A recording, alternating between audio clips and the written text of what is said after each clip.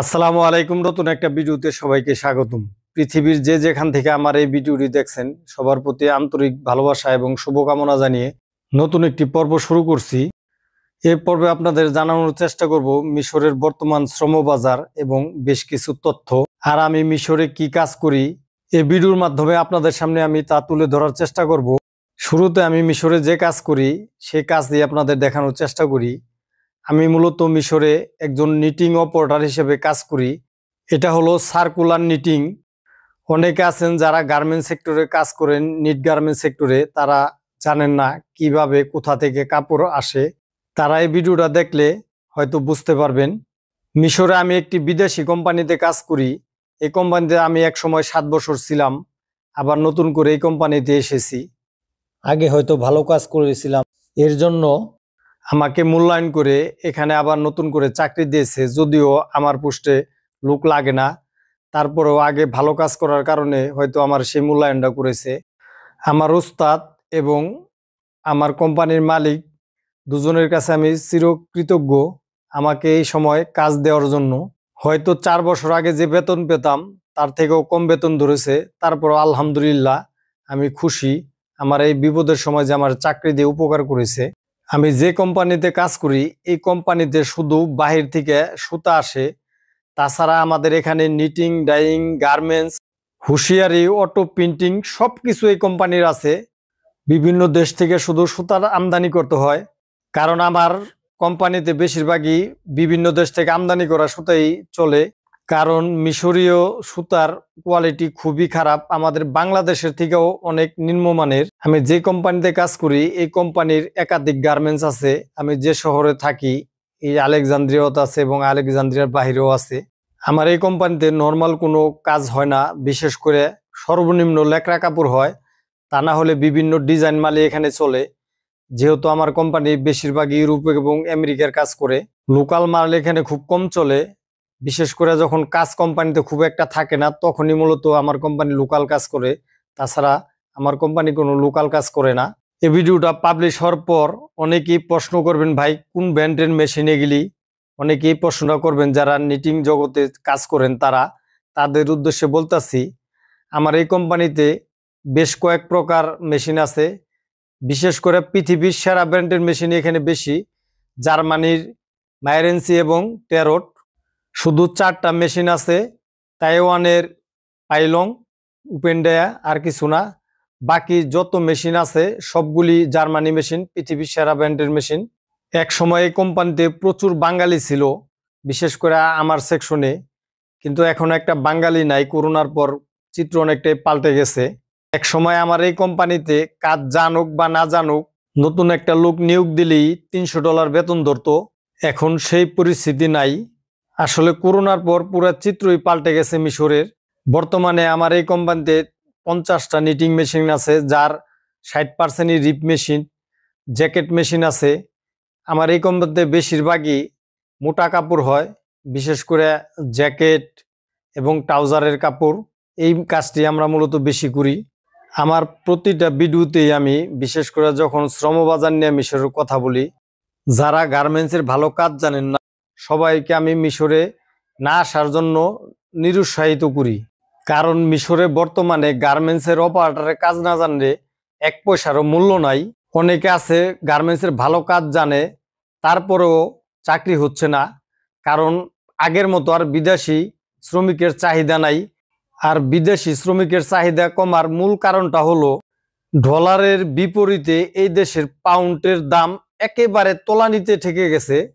করোনার আগে আমরা $1 ভাঙ্গাইলে এই দেশি পাউন্ড পেতাম 15 থেকে 16 পাউন্ড।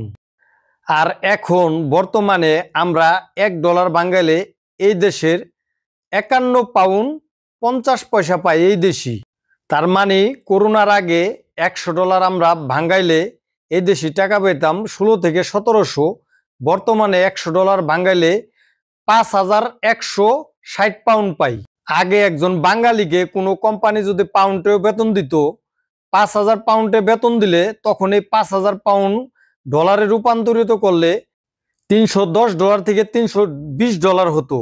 আর এখন 5000 পাউন্ড ডলারে রূপান্তরিত করলে $100 হয় না, তার মানে বাংলাদেশি 12,000 টাকাও হয় না। আশা করি বুঝতে পেরেছেন আপনারা। আর এই সমস্যার কারণেই মূলত স্থানীয় কোম্পানিগুলো বিদেশি শ্রমিক নিয়োগ দিতে পারে না, কারণ তারা এখন আর ডলারে শ্রমিক রাখতে পারে না। আর কিছু কিছু স্থানীয় কোম্পানি বিভিন্ন সময় বাঙালি নিয়োগ দিলেও এরা ঠিকমতো বেতন দেয় না। যারা মূলত বিভিন্ন বিদেশি কোম্পানিতে চাকরি করে বর্তমানে তারাই মোটামুটি ভালো আছে।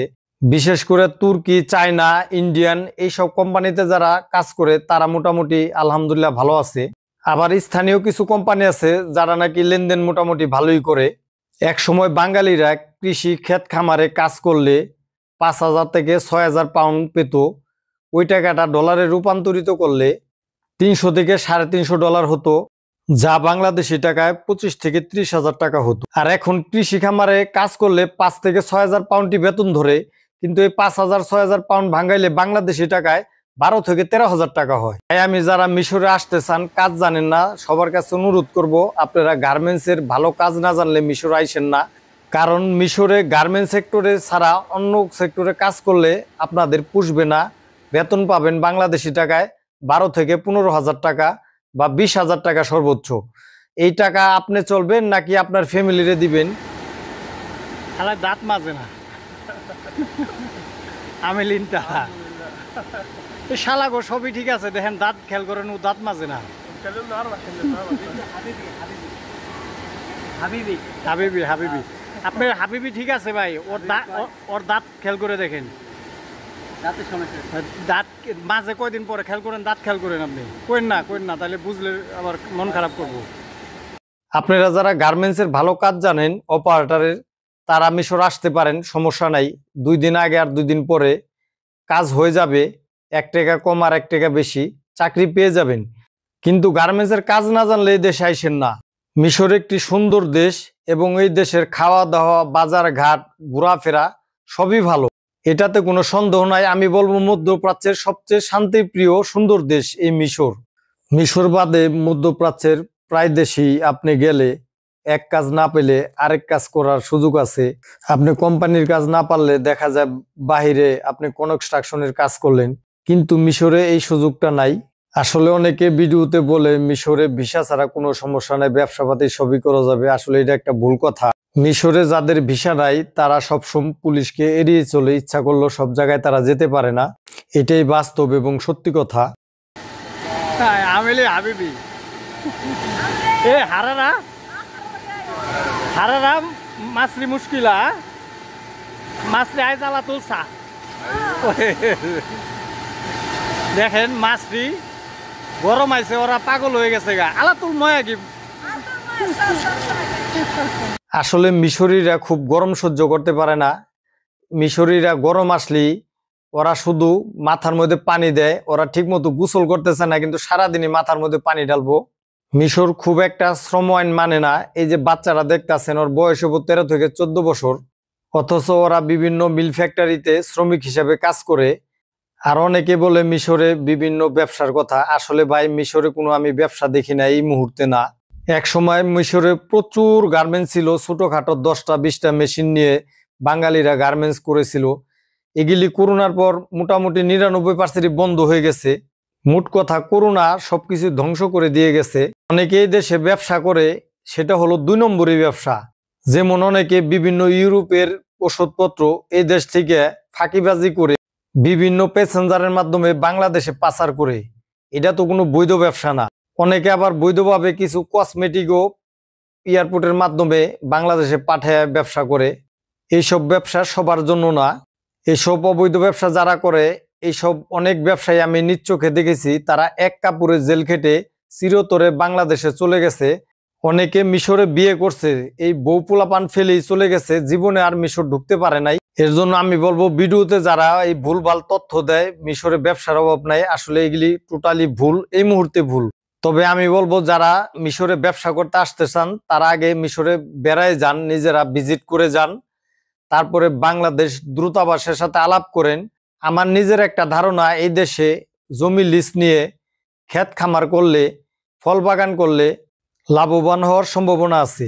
এখন আমি 2-4টি কথা বলবো ইউটিউবার আলী ভাইকে। আলী, তুমি যেহেতু আমার বয়স অনেক ছোট হবা, তাই আমি তোমাকে ভালোবেসে তুমি বলি সম্বোধন করলাম। আমি ভিডিওতে বলি মিশরের বর্তমান অবস্থা খুবই খারাপ, মিশরীয়রা বর্তমানে ভালোভাবে চলতে পারে না। এই কথাগুলি বলার কারণে তুমি আবার আমাকে উদ্দেশ্য করে বলো তাহলে আমি মিশরে আছি কেন। আরে ভাই, আমি তো মিশরে আছি, তোমার থেকে বেতন আমি বেশি পাই। তুমি যে বেতন পাও তোমার থেকে আমার অনেক বর্তমানে বেতন স্যালারি বেশি, এটা আমি শিওর। আমি তো ভাই কাজ জানি, আমার ছেলে কাজ জানে না। আমার ছেলে আগামী সপ্তাহে ইনশাল্লাহ দেশের বাড়িতে চলে যাবে। ওকে আনছিলাম এখানে মূলত ঘোরানোর জন্য, দেখানোর জন্য বিদেশ কত কষ্ট বোঝানোর জন্য। তবে করোনার আগে আমার যে বেতন ছিল সেটা ধরলে এখন আমার বেতন 1 লক্ষ টাকার উপরে থাকতো। আমি ভাই ভুলভাল তথ্য আমার ভিডিওতে প্রকাশ করি না। আমার এত ভিউর দরকার নাই। আমার ভিডিও যারা দেখে আমাকে ভালোবেসেই দেখে। আমি চাই না আমার কোনো ভুল তথ্যর কারণে আমার কোনো বাংলাদেশি ভাই বোন ক্ষতিগ্রস্ত হোক। তুমি যে ভিডিওতে ব্যবসার কথা বলো, তুমি বুকে হাত দেয়া বলো তো 2-4টা ব্যবসা এরকম আছে যারা বাঙালিরা বৈধভাবে করে এই দেশে কি ব্যবসা আছে তুমি বলো তো দেখি পারো কিনা। তুমি আমার শত্রু না ভাই, তুমি আমার বাংলাদেশি ভাই, তুমি আমার ছোট ভাইয়ের মতো। তোমারে আমি অনেক ভালোবাসি, তোমার ভিডিও আমি নিয়মিত দেখি। তুমি আর আমি ছাড়া এই দেশে অনেক ইউটিউবার আছে যারা ভিডিও করে মানুষকে ধোঁকাবাজি করে এই দেশে নিয়ে কষ্ট দেয়। তাদের উদ্দেশ্যে আমি মূলত বিভিন্ন কথা বলে থাকি, তোমার জন্য না। আর বর্তমানে মিশরে যারা ভিডিও করে, তোমার ভিডিও এবং আমার ভিডিও মানুষ বেশি দেখে। এখন ভাইয়া বলো, তুমি আমাদের দুজনের ভিডিও দেখে যদি কোনো বাংলাদেশি ভাই বোন ক্ষতিগ্রস্ত হয় তাহলে এটা আমাদের বদনাম না? তুমি একটা ভিডিওতে বলেছো নাসির স্যার এবং জাকির স্যারের কত টাকা আছে বিশ্বব্যাংকে তারা নিজেরাও জানে না। নাসির স্যার একটি গ্রুপ কোম্পানির মালিক, এরকম তথ্য ভাই কোথায় থেকে পাও? এই মিশরে যখন 2013 সালে আমি এসেছি, সর্বপ্রথম আমি নাসির স্যারের আন্ডারে কাজ করেছি। নাসির স্যার একজন চাকরিজীবী। নাসির স্যার এলেক্স গ্রুপের ডাইরেক্টর হিসেবে চাকরি করে। তার নিজের একটি ফ্যাক্টরি আছে, সেটা হলো এনাম, জানে কি তার স্ত্রী ম্যাডাম আলেয়া চালায়। আর তুমি বলেছো তার নিজের নাকি একটি গ্রুপ কোম্পানি আছে। ভাই, এগুলি ভুয়া তথ্য। একদিন আমি কমেন্ট করে এটার প্রতিবাদ করেছিলাম, এর জন্যই হয়তো তোমার মন খারাপ। তুমি যে দুজনের নাম বলেছো এই দুজন আমার শহরেই বড় ব্যবসায়ী এবং তাদের দুজনের আন্ডারে আমি চাকরি করেছি। তাদের ব্যাপারে যদি তুমি এরকম কুৎসারাটাও তাহলে তো অবশ্যই আমার মন খারাপ হইব। বিশ্বব্যাংকের তথ্য অনুযায়ী বর্তমানে যে 10টি দেশ সবচেয়ে বেশি দেউলিয়া হওয়ার ঝুঁকিতে আছে তার মধ্যে আমার বাংলাদেশও আছে, মিশরও আছে। আর মিশর আছে টপ 3-র মধ্যে, 1, 2, 3 নাম্বারের মধ্যে মিশর আছে। যে কোনো মুহূর্তে দেশ দেউলিয়া হয়ে যেতে পারে। তোমার কথাবার্তা শুনে মনে হয় তুমি আমার থেকে অনেক শিক্ষিত, কিন্তু তোমার কি এই তথ্য জানা নাই? তুমি কি মনে করো তোমার ভিডিও দেখে আর আমার ভিডিও দেখে মানুষ সবকিছু বিশ্বাস করে? এখন পৃথিবীটা অনেক ছোট, ইন্টারনেটের যুগ। পৃথিবীর সব মানুষই ইন্টারনেট ঘুটলেই সব তথ্য পেয়ে যায়। আশা করি তুমি বুঝতে পেরেছো। আমি বলি যে মিশরের অর্থনৈতিক অবস্থা খুবই খারাপ, এ ব্যাপারে আবার তুমি উল্টা কথা বলো আমাকে। ভাই, তুমি একটা জিনিস না জানতে পারো, এটা আরেকজনের কাছে শিখে নাও, এটা কোনো অপরাধ না। তুমি আমার থেকে 10 বছরে ছোট হও, আমি একটা জিনিস জানি না, তোমার কাছে শিখলে এটা আমার অপরাধ না। আমি অপরাধ করেছি, আমি বাসার কখনো কারো কাছে মাপ চাইতে দ্বিধাবোধ করব না, কারণ আমি ভুল করেছি, ভুল করলে সরি বলতে পারবো। ভাই, এই শিক্ষাটা আমার ফ্যামিলি দিয়েছে। এই যে তেল দেখতে পারতাছো, এটাকে আরবিতে বলে জেদ। তোমারে বললাম না, তুমি তো জানোই এটার নাম জেদ। যারা জানে না তাদের উদ্দেশ্যে বলতেছি, এটাকে জেদ বলে, বাংলায় বলে তেল। এই যে 1 লিটার তেল, করোনার আগে এই তেল আমরা ক্রয় করেছি 5 থেকে 6 পাউন্ড দিয়ে। আর যেটা একটু ভালো কোম্পানির তেল ছিল সেটা 6.5 পাউন্ড থেকে 7 পাউন্ড ছিল 1 কিলো। আর এখন এই তেল আমাদের কিনতে হয় 1 কিলো 65 পাউন্ড দিয়ে। এটা কি আমি মিথ্যা বললাম নাকি তুমিও কিনো? এটা কমেন্টে আমাকে জানাইও। ওই তাকের মধ্যে যে তেলটা দেখা যায় একটু লালটা লালটা ভাব, এটাও 1 কিলো। এই 1 কিলো তৈল বিক্রি হইতেছে এখানে 60 পাউন্ড। এটা একটু নর্মাল কোম্পানির তৈল। তাহলে এখন তুমি বলো, 5 পাউন্ডের তৈল যদি 60 পাউন্ড হয় তাহলে কত গুণ, কয়শো গুণ তৈলের দাম বাড়ছে। এই ধরনের দাম কি আমাদের বাংলাদেশে বেড়েছে? আশা করি বুঝতে পেরেছো। এটা তোমাকে একটু উদাহরণস্বরূপ বললাম। আসলে মিশরের প্রত্যেকটা জিনিস সাধারণ মিশরীদের ক্রয় ক্ষমতার বাইরে চলে গেছে। আমরা প্রবাসী, এর জন্য হয়তো অনেকটা বুঝি না। এই যেখানে চাউল দেখতেছো 10 কেজির ব্যাগ, এই 10 কেজি চাউল করোনার আগে আমরা ক্রয় করেছি 90 পাউন্ড। অনেক সময় ভালো কোম্পানির হলে 100 পাউন্ডে, মানে 4.5 পাউন্ড থেকে 5 পাউন্ড 1 কিলো ছিল। আর এখন এই চাউল আজকে ক্রয় করলাম আমি 300 পাউন্ড দিয়ে। তাহলে তুমি চিন্তা করে দেখো কয়শো গুণ চাউলের কেজির দাম বেড়েছে। এটা কি আমার বাংলাদেশে এত গুণ চাউলের দাম বেড়েছে? আশা করি তুমি বুঝতে পেরেছো। তুমি মিশর থাকো, মিশরে তুমি আমার অনেক জুনিয়র, তুমি আমার বয়সে জুনিয়র, ইউটিউব জগতে জুনিয়র। আমি যে তোমার থেকে সিনিয়র দেখে বড় পণ্ডিত হয়ে গেছি তাও আমি বলছি না।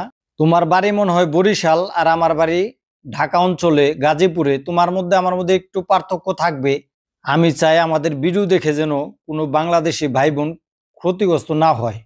ঠিক আছে ভাই, অনেক কথা বললাম, ভালো থাকো, তোমার জন্য অনেক শুভকামনা রইল। ভিডিওটা যারা কষ্ট করে দেখলেন সবাইকে ধন্যবাদ। আসসালামু আলাইকুম ওয়া রাহমাতুল্লাহি ওয়া বারাকাতুহু।